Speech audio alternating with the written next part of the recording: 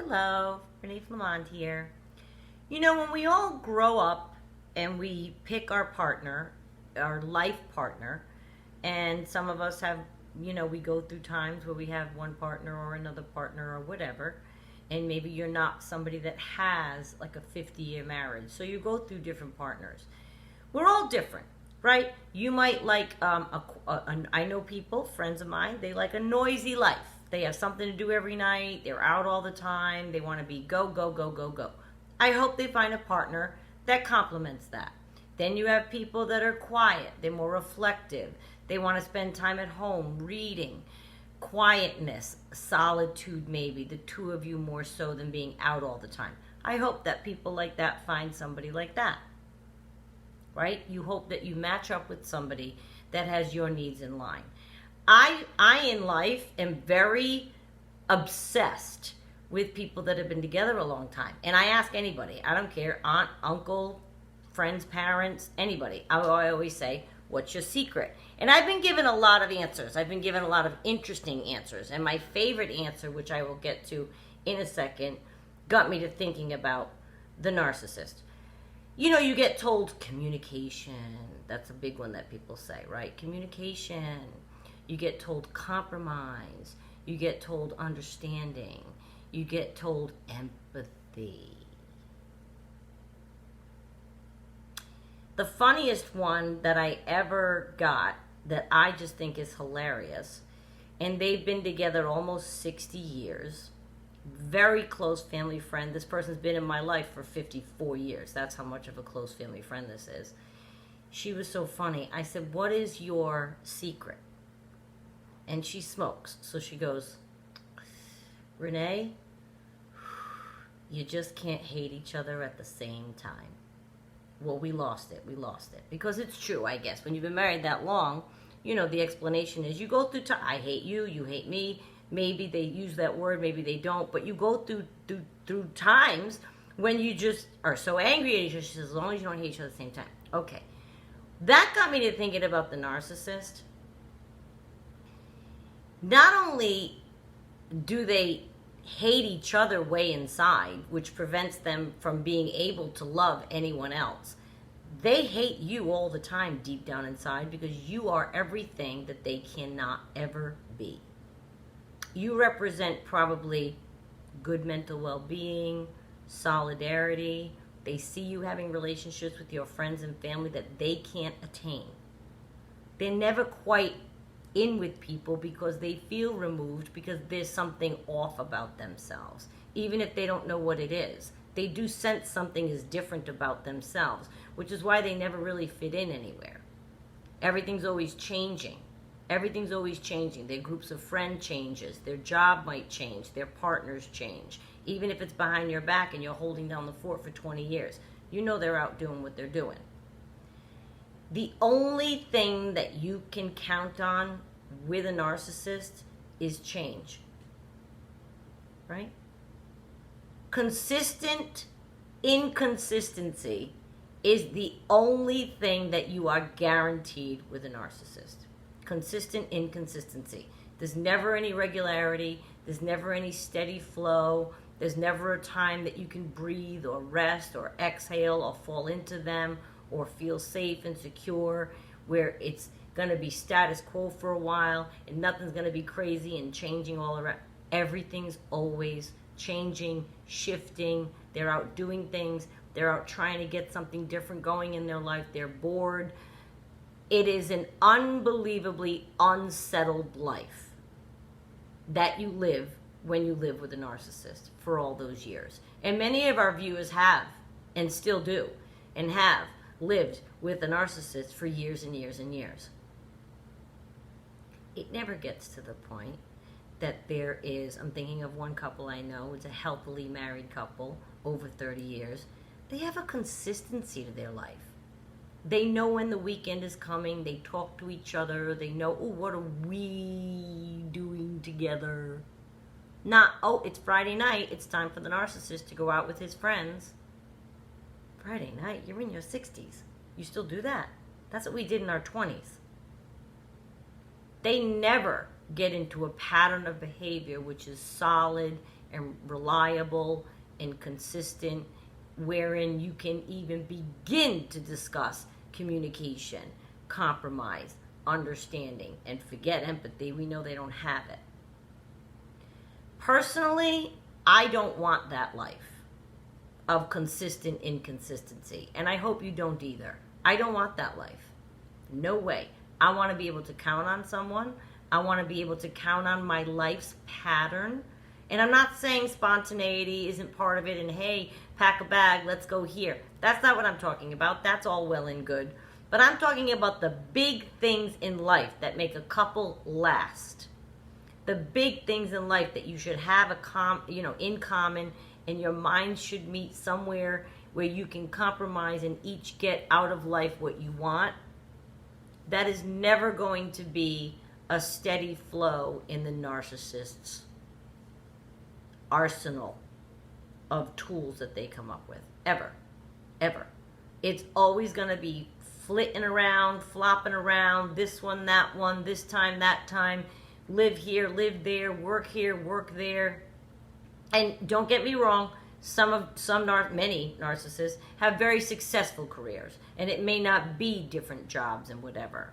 I happened to see mine once he retired, and he was all over the place. This deal, that deal, that I gotta go here, I gotta go there, I gotta go. It's just a mess all the time. How they want to live like that is beyond me. Who wants to live like that? I don't. But I'm telling you, the inconsistency of the behavior of the narcissist is the only thing consistent that they can give you. Which is really ironic, isn't it? It is. It's the only thing that's consistent is their inconsistency. And you have to ask yourself, what do you want for your life? This is your life, too. Of course, it's your life only. Never mind that. It's your life. Do you want that around you? Do you want that around your children? Do you want that around someday there may be grandchildren in your picture? Do you want that around your life? I don't think that people, and like I said, I have friends that don't have children and their lives seem like the globe-trotting, keep it going, keep it moving, busy people. I still think that they have consistency, though, in their head, mind, body, and soul. They know who they're going with, where they're going, what kind of time they're going to have. It's going to be enjoyable. They're not picking people that are going to bring them down. And you don't even know how somebody like that is going to behave. So say they say, oh, let's go to Ireland. And you're in Ireland for 10 days fighting the whole time.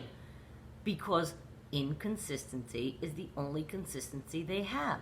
They can't even enjoy themselves once they're there. They have to create some kind of chaotic mess to make you upset because they feel like it.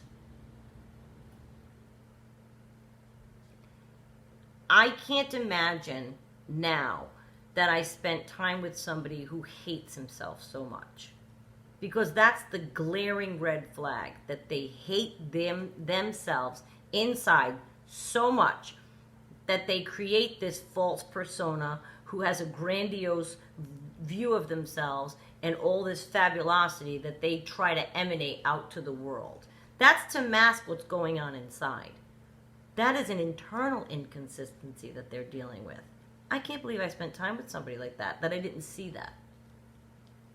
And now that we're educated and we do see it, hey baby, and we do see it, that's, I hope, not what you envision your life to include. No. Like I said, you might have a crazy partying life every single night, and God bless you if you do. But it still has consistency. I bet it still has, you invite the same people over.